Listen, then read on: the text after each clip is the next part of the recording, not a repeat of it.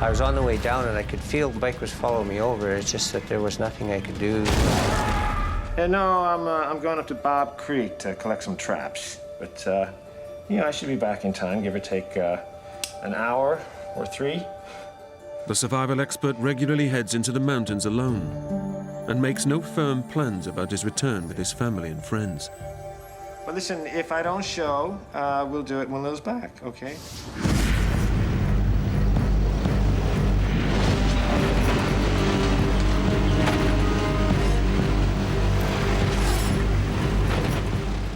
Ken is a registered animal trapper, and this trip is to check up on beaver traps that he set the day before.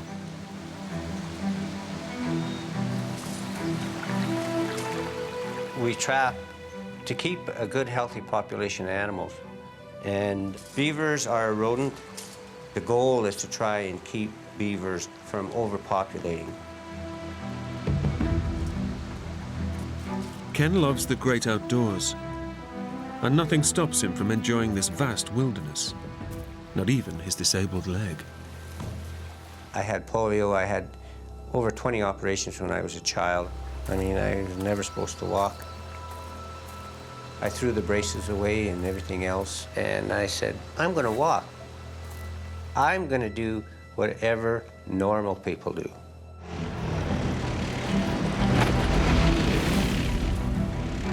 Getting around this remote region is a real challenge, and Ken's trusty steed is his 4-wheel quad bike. The terrain is very rugged. The country is very mountainous. The hills are very, very steep. And there are a lot of places on my trap line that people, even that are good quarters, they wouldn't even tackle. Today's ride is even more dangerous. Ken's bike is carrying a lot of extra weight. My quad, without any fuel in it, and that weighs 600 pounds. The beavers, 35 and 50 pounds a piece. Then the 3 gallons of gas, yeah, pretty close to 1,000 pounds. A small pickup truck would probably weigh that. The temperature drops below 0, and the wind picks up. So Ken calls it a day.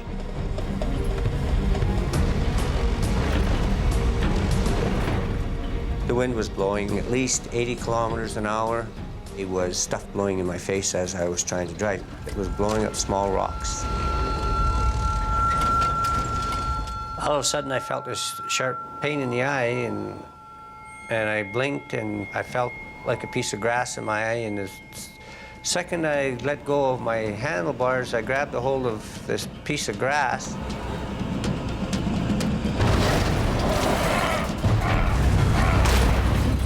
And the bike started going up and over. I was on the way down and I could feel the bike was following me over. It's just that there was nothing I could do.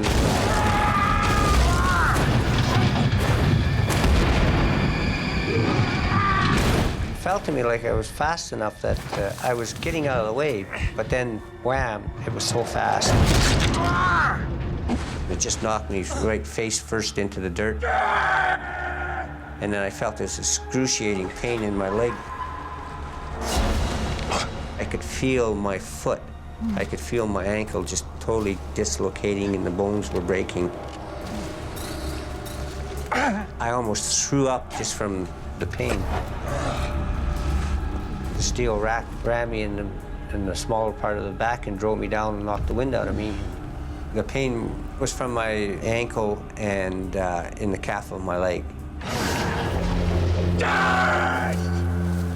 I couldn't push and lift myself enough to move the bike. No matter how I tried to move my legs, I couldn't. The heavily laden quad has pinned Ken to the ground in the middle of nowhere.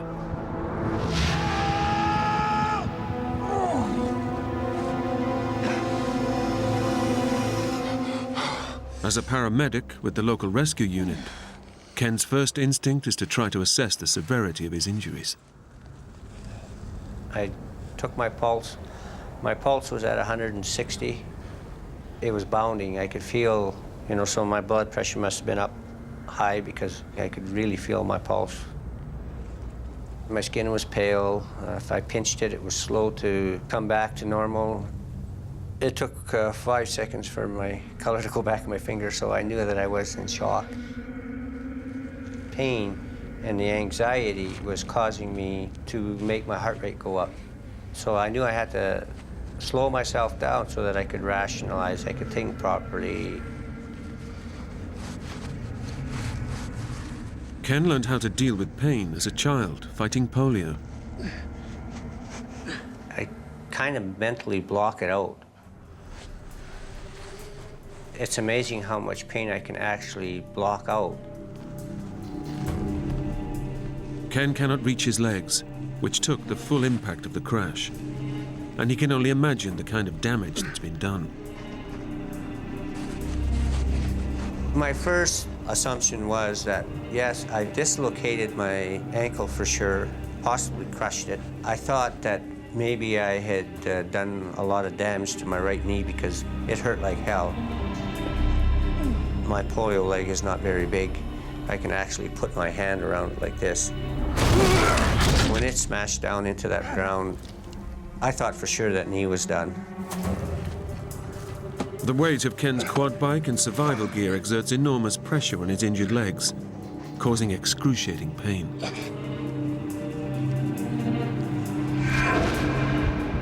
It crushes his good right leg against his weaker polio leg, cutting off the circulation from his calf to his foot.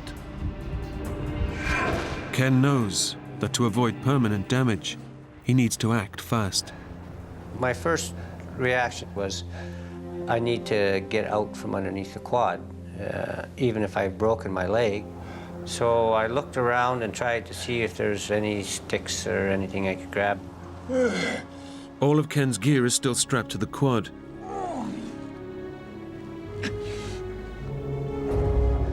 Only his axe has fallen clear during the crash. But it's tantalizingly just out of reach.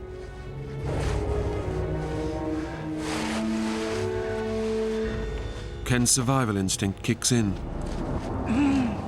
I always carry this fire starter around my neck and a compass on a string.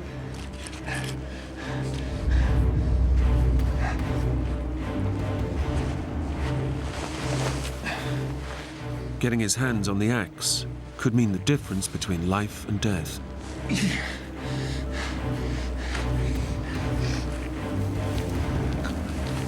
To Ken, the axe is his only means of escape.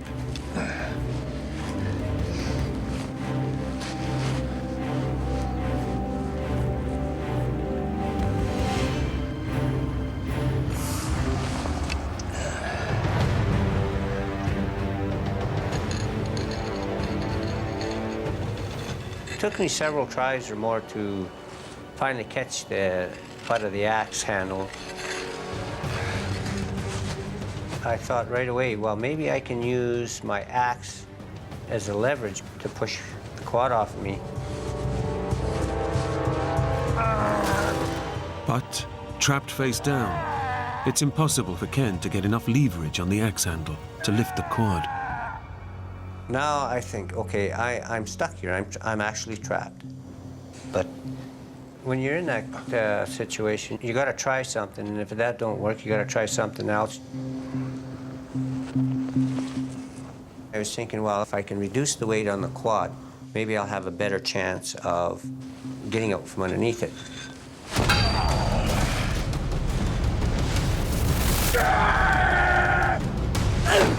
But every strike causes agonizing pain to Ken's injured body as he tries to knock the heavy gear from the quad.